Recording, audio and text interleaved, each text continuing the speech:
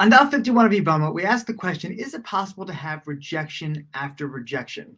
Now, I know some of you unlucky daters out there might be thinking, yeah, I've had rejection after rejection after rejection. Sure, it can happen all the time. That's not exactly what we're talking about. What are we talking about? We're talking about when, say, a man dies with multiple wives, but no children.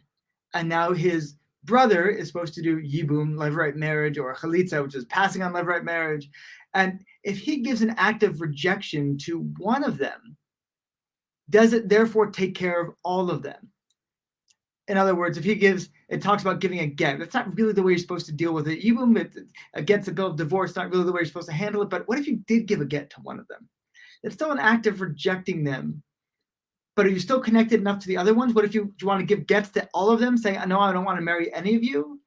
So one opinion is that no, like any act of rejection, even if it's not the correct one, is going to free all of them. It's going to say, once you've done that, once you've done yibum with one wife, you can't do it with any of the others, they're all free without needing any ceremony. Or once you do chalitza with one, which is one of the acts of rejection, everybody is free without needing chalitza themselves. And a further chalitza would be arguably completely meaningless. Now we're asking, what about if you gave a get?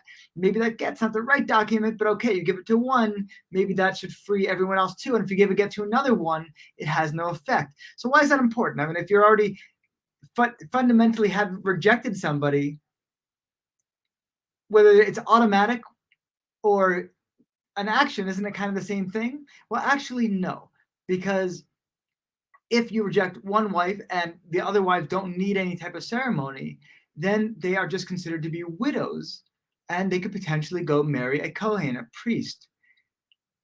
But Kohens are not allowed to marry divorcees, and that act of rejection, the chalitza or the get, makes somebody invalid to marry a Kohen. So the question is, if you gave a get to one wife and then you gave it to another one, well, the second one was, did you really do it? Was it really giving a get? If so, even though it's extraneous, that person wouldn't be able to marry a Kohen. But if you say because it's extraneous, it has no effect, then that person could go and marry a Kohen. They're not considered a divorcee, only a widow.